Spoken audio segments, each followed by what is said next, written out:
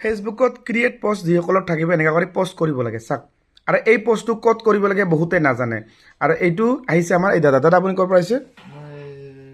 গোৱালপাৰা টুকুৰৰ পৰা হয় আৰু মোক কেনেকৈ লগ পাল ফেচবুকত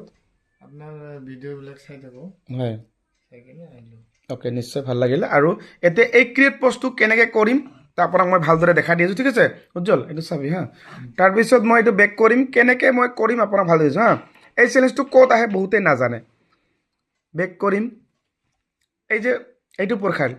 প্ৰফাইল আমিনুল ইছলাম দাদাৰ প্ৰফাইল এইটো ঠিক আছে এতিয়া মই প্ৰফেশ্যনেল ডেছবৰ্ডত যাম এই ক্ৰিয়েট পোষ্ট য'ত থাকিব আপোনাক সেইবিলাক কৰিব লাগিব তলত যাম এনেকৈ এই ষ্টাৰ্ছত যাম ষ্টাৰ্ছত যোৱাৰ পিছত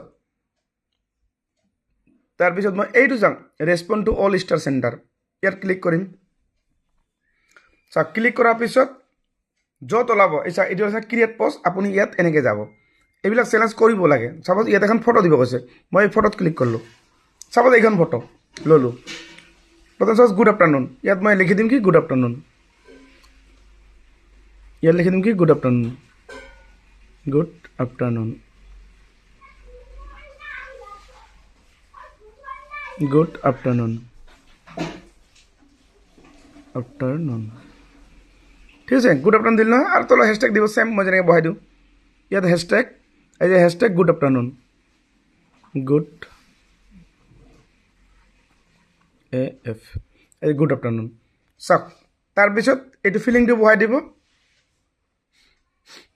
ফিলিংটো বহাব লগতে এইটো লোকেশ্যন যিটো লোকেশ্যন পোৱা নাই এইটো লোকেশ্যন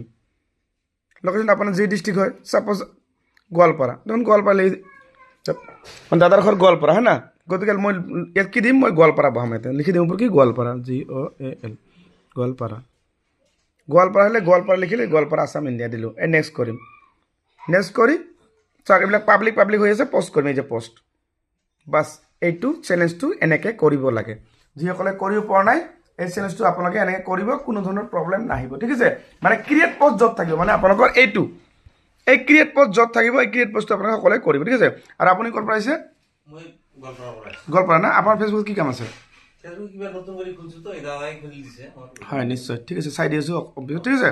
গতিকে আপোনালোকে যিসকলে ফেচবুকত নতুনকৈ আহিছে কেনেকৈ কাম কৰিব লাগে মই আপোনাক এনেকৈ ভালদৰে দেখাই দি আছোঁ আৰু সকলোৱে ডেইলি এনেকৈ কৰিব যিবিলাক নতুন আপডেট আহে বা নতুন হওক পুৰণি হওক মই যেনেকৈ কৰিছোঁ এনেকৈ কৰিব আৰু কোনো ধৰণৰ আপোনালোকৰ প্ৰব্লেম